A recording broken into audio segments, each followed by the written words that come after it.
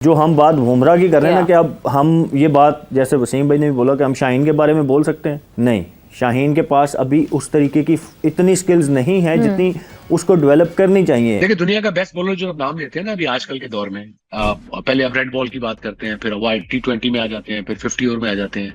आपके ना तीनों फॉर्मेट में कौन है, वो एक ही नाम आता है, जसप्रीत। ये कंपेयर करना चाहिए कि नहीं करना चाहिए, लेकिन फिर भी टीम पाकिस्तान का कोई ऐसा बॉलर क्यों नहीं आज तक हम डेवलप कर पाए रिसेंट टाइम्स में जो मैच को अलग बिल्कुल ना पासा पलट दे। हमारे लड़के नहीं खेलते, इनके कलेक्टिव 25 मैच नहीं है, सारी बॉलिंग के आप उठा के देख लें, तो आप ये कंपैरिजन ही गलत ड्रॉ करते हैं, ये बनता ही नहीं है। बुमराह को इस वक्त द बेस्ट कह सकते हैं, not one of the best, the best. ठीक है, पैट कमिंस भी हैं, मिचेल स्टार्क भी हैं, अपनी जगह वो भी बहुत बड़े बॉलर थे, लेकिन जिस तरह ये भारत को लेकर चल रहे हैं ना, जहां जरूरत भारत महसूस करता है ना कि हमें ब्रेक थ्रू की जरूरत है, वहां ये ब्रेक थ्रू। जैसे वसीम भाई ने कहा ना कि आपके पास सारी बॉलें मौजूद हैं, but if you don't know कि व्हाट टू बोल, व्हेन टू बोल, तो फिर कोई पॉइंट नहीं। अगर आपको यॉर्कर करना है तो उस टाइम अगर आप पीछे लेंथ बॉल कर देंगे तो कोई फायदा नहीं। The complete BCCI vetted Rohit Sharma ने कहा 1-2 वर्ल्ड कप जाए ना जाए, मगर ये जब वापस आएगा तो ये ऐसा मैच विनर बनेगा, and right now he is the number 1 test bowler. Bumrah को हम कैसे भूल सकते हैं जनाब, मैच फिनिशर है। कहीं पे भी इंडिया को जब उनकी पड़ती है जरूरत तो वो एकदम से ना पूरी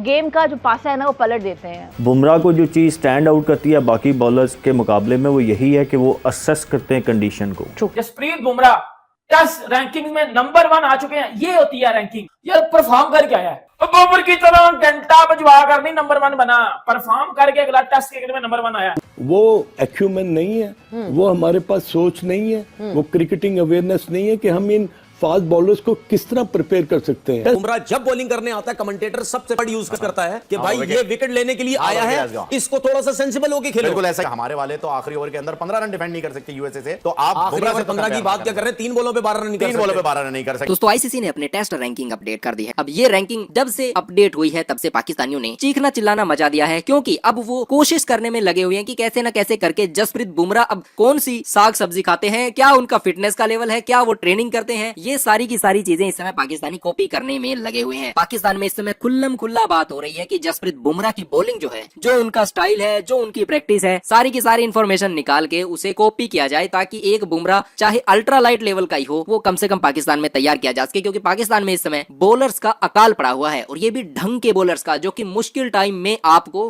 विकेट निकाल के दे सके। ऐसे बॉलर पाकिस्तान के पास नहीं है, और इसीलिए बैटर्स के बाद अब बॉलिंग में भी जूझ रहे पाकिस्तान को बॉलर्स की आवश्यकता है। और उनका जब वो क्रिकेट में बॉलिंग की तरफ देखते हैं तो उनका ध्यान जसप्रीत बुमराह की समथिंग रॉन्ग समवेयर ड्रास्टिकली। तो क्या हमारे पास वो एक्यूमेन नहीं है, वो हमारे पास सोच नहीं है, वो क्रिकेटिंग अवेयरनेस नहीं है कि हम इन फास्ट बॉलर्स को किस तरह प्रिपेयर कर सकते हैं। टेस्ट क्रिकेट को तैयारी में आपको एटलीस्ट कम से कम 30-40 फर्स्ट क्लास मैचेस जो है ना सीजन में खेलने पड़ते हैं। बिल्कुल। तो वो कहाँ है? अब अगर शहनशाह अफरीदी आएगा सेकंड स्पेल के लिए, तो क्या वो अपनी उसी पेस को मेंटेन करेगा? नसीम शाह का जो पहला स्पेल 5-6 ओवर का होगा, is he going to respond with the same speed? तो ये चीजें जो है अगर हम नहीं इनको फॉलो करेंगे तो हमारे फास्ट बॉलर्स डेंट नहीं डाल सकते ऑपोजिशन को। मेन बॉलर आपके जो है नसीम शाह है या शहनशाह अफरीदी हैं या आमिर जमाल हैं, तो have they prepared themselves for test matches in order to bowl 90 overs and then take wickets and then put pressure from first spell to the second spell and to the third spell.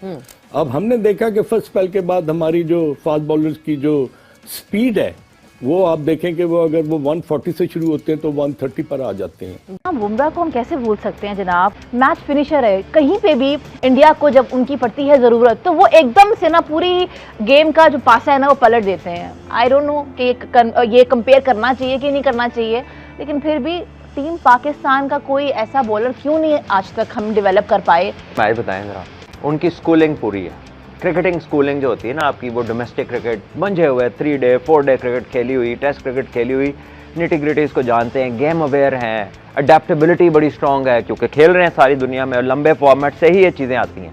हमारे लड़के नहीं खेलते, इनके collective 25 match नहीं है, सारी bowling के आप उठा के देख लें, तो आप ये कंपैरिजन ही गलत ड्रॉ करते हैं, ये बनता ही नहीं है। लेकिन सलमान, आपने नोटिस किया होगा बुमराह ने हमेशा इंटरव्यूज में कहा है कि मैंने अपने बड़ों से सीखा है और मैं पिच को रीड कर लेता हूं। तो ये हमारे बॉलर्स पिच को रीड क्यों नहीं कर पाते? ये हमारे क्यों नहीं कर पाते? कुछ कोच भी ऐसे हैं जो पिच को रीड नहीं कर पाते। आप बॉलरों की बात करेंगे, आपके कुछ कप्तान ऐसे हैं रिसेंट जो कहते हैं हम तो पिच देखते ही नहीं है। अब उनका क्या करना है? The point is that your cricketing culture is suffering, ठीक है। और ये जो डेफिशिएंसी है ना इनको, वो विटामिन एक्सपीरियंस की है। और विटामिन एक्सपीरियंस जो है ना वो 4 डे क्रिकेट से आता है। जब आप सुबह जाते हैं मॉइस्चर होता है, जब आप लंच से टी तक जाते हैं 2 घंटे के सूरज के बाद पिच का बिहेवियर चेंज होता है, आपको एज बॉलर अपनी लेंथ को एडजस्ट करना पड़ता है। मैं जरा कंप्लीट कर लूं। शाम को जाते हैं बॉल रिवर्स होता है, आपको फिर लेंथ की एडजस्टमेंट करनी पड़ती है, उधर से बैटर भी एडजस्ट कर रहा हो। You learn the art of adjustment. अब क्या करना है विद कंट्रोल, को प्लान करके एग्जीक्यूशन करनी पड़ती है। आपने किसी को आउट करना है तो उसे कोई जल्दी नहीं है, वो कोई बाउंड्री पे कैच नहीं होगा। 3 फील्डर स्लिप में है, सामने सारा खाली छोड़ा हुआ है, आप उसको ट्रैप कर रहे हैं। ये चीजें नहीं आती, ये कोई रॉकेट साइंस नहीं है जो हम बता रहे हैं।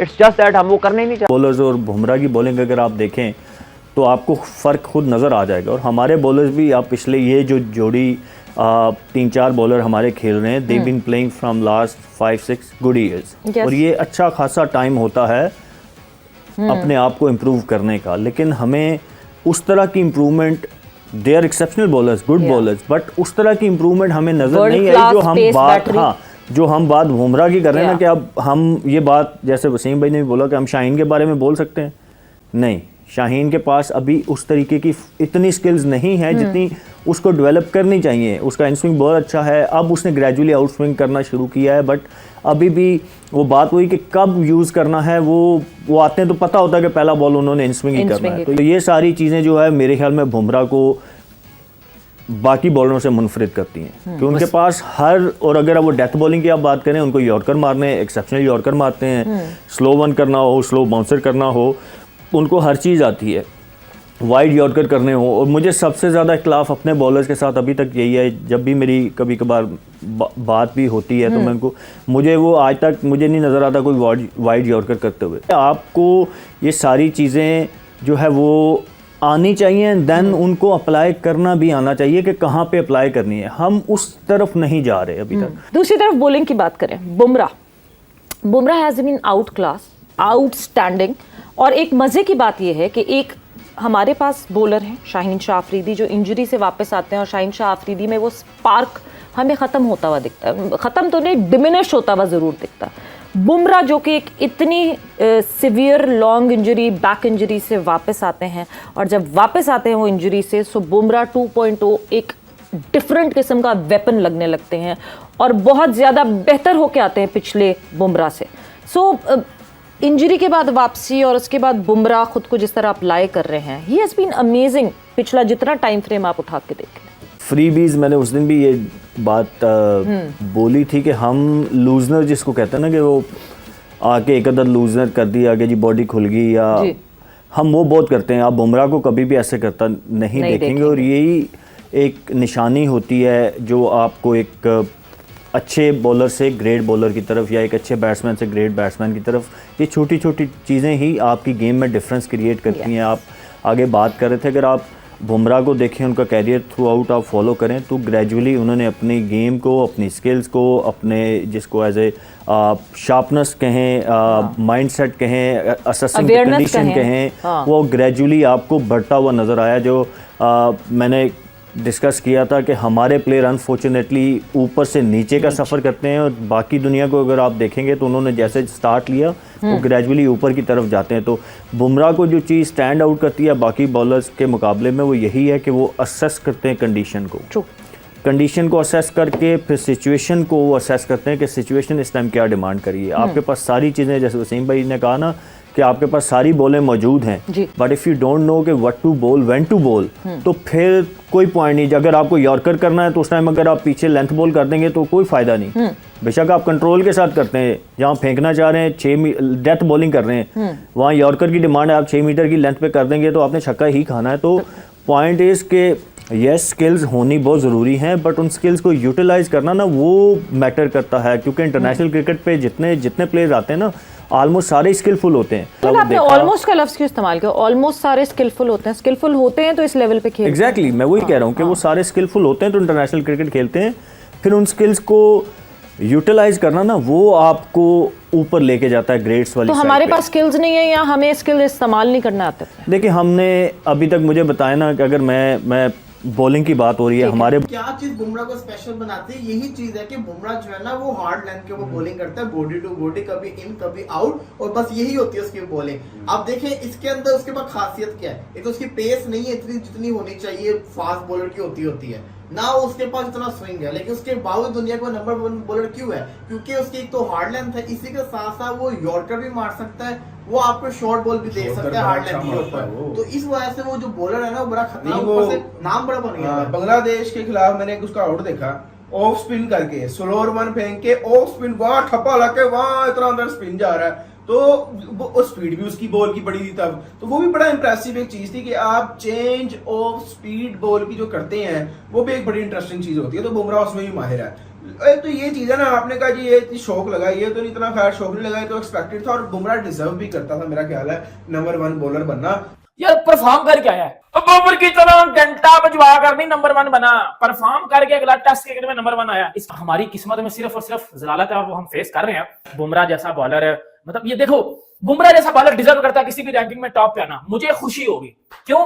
परफॉर्म करके आया, बाबर आजम की तरफ ही जाता है। और ऐसे में उनकी पूरी कोशिश है कि कैसे न कैसे करके एक छोटा बुमराह तैयार कर लिया जाए, लेकिन ये होगा कैसे ये पाकिस्तानियों को खुद नहीं पता। हालांकि इनके टीवी चैनल पे जो जर्नलिस्ट हैं वो इस समय बात कर रहे हैं कि जसप्रीत बुमराह से आप बहुत कुछ सीख सकते हो, और जो इनका एक बॉलर 10वें स्थान पे आया है शाहीन शाह अफरीदी 709 पॉइंट के साथ, इसके बारे में कहा जा रहा है कि इसने उस लेवल की जो स्किल में इम्प्रूवमेंट की जाती है एक प्रोफेशन में आने के बाद, एक नया नवेला बंदा जब कोई काम करता है और एक वो बंदा जिसे की 5-6 साल का एक्सपीरियंस है वो कोई काम करता है, तो उसमें फर्क आता है, उसमें इंप्रूवमेंट आता है, उसका स्किल जो है वो लेवल बढ़ जाता है, वो अच्छे तरीके से एफिशिएंट तरीके से काम कर पाता है। यही शाहीन शाह अफरीदी की कमी है कि उसने अपनी बॉलिंग स्किल के ऊपर इतना अच्छा काम नहीं किया है कि वो टॉप के बॉलर्स को टक्कर दे सके। इसीलिए पाकिस्तानी इस समय रोने चिल्लाने में लगे हुए हैं। वही दूसरी तरफ बात करें वसीम अकरम की, तो वो साफ कहते हैं कि पाकिस्तान में जसप्रीत बुमराह जैसा कोई बॉलर है ही नहीं। और अगर वर्ल्ड के बॉलर्स की बात करें तो उसमें अगर टॉप के बॉलर्स की बात हो तो उसमें आपको बहुत सारे नाम मिल जाएंगे, तो उसमें आपको 10-15 तक रैंकिंग मिल जाएगी, बहुत सारे नाम मिल जाएंगे। लेकिन अगर वर्ल्ड के बेस्ट बॉलर की बात होगी तो वो सिर्फ एक ही है इस समय, वो है जसप्रीत बुमराह, और उससे 1 पॉइंट नीचे आते हैं आर अश्विन 869 पॉइंट के साथ। यानी कि बॉलिंग में इस समय भारत की टीम जो है वो झंडे गाड़ रही है, और बैटिंग आपको पता ही है, जायसवाल तीसरे स्थान पे आते हैं 792 पॉइंट के साथ। यानी कि टॉप 10 बैटिंग में भी भारत के 3 बल्लेबाज हैं। वही बात करें दूसरे खिलाड़ियों की तो ऑस्ट्रेलिया के टॉप 10 में 5 बल्लेबाज हैं। बैटिंग में हमें और बॉलिंग में साथ में काम करने की आवश्यकता है। मुझे लगता है कि डेफिनेटली भारत के जो बीसीसीआई वाले हैं वो इस विषय में और काम कर रहे होंगे, और हमें और टैलेंट आईपीएल में देखने को मिल सकता है, रणजी में देखने को मिल सकता है, जिसे कि चुन के मेन टीम में लाया जा सकता है। जिस तरीके से जायसवाल की एंट्री हुई है, जिस तरीके से आकाशदीप को चांस मिले हैं, अगर ऐसा होता है तो मुझे नहीं लगता कि हम टॉप 10 में 5-6 बंदे से कम रह सकते हैं। हम एटलीस्ट जो है बॉलिंग के साथ साथ जिस तरीके से हमारी बॉलिंग इंप्रूव हो रही है, जिस तरीके से बैटिंग इंप्रूव हो रही है, हमारे पास वर्ल्ड क्लास बॉलर और बैट्समैन आते जा रहे हैं, उस तरीके से हम क्रिकेट में एक और बड़ा पावर हाउस बन जाएंगे जो कि ऑस्ट्रेलिया को डायरेक्ट टक्कर दे। हालांकि हम अब भी ऑस्ट्रेलिया को टक्कर देने की क्षमता रखते हैं, लेकिन जब बात काउंटिंग की होती है तो इसमें पॉइंट के लेवल पे हमें साफ दिखाई देता है कि ऑस्ट्रेलियन खिलाड़ी हमसे 21 काउंटिंग में आते हैं जब टॉप 10 खिलाड़ियों की बात होती है। तो ऐसे में अगर हम अच्छा परफॉर्म करते हैं, बीसीसीआई अच्छा टैलेंट सामने लेके आती है, तो डेफिनेटली हमारे खिलाड़ियों की संख्या बढ़ेगी, हमारे यहाँ क्रिकेट का जो स्किल लेवल है वो बढ़ेगा, और खिलाड़ी एक दूसरे से कम्पीट करेंगे। और ऐसा करके चाहे आईपीएल की बात हो या हमारे डोमेस्टिक और टूर्नामेंट की बात हो, इंटरनेशनल तो छोड़ ही दो, हमें यहाँ भी शानदार क्रिकेट देखने को मिल जाएगी। और जब इंटरनेशनल मैच हुआ करेंगे तो वहाँ फिर हमारे खिलाड़ियों का एक अलग ही लेवल का दबदबा होगा, जो कि अब से भी ज्यादा शानदार होगा।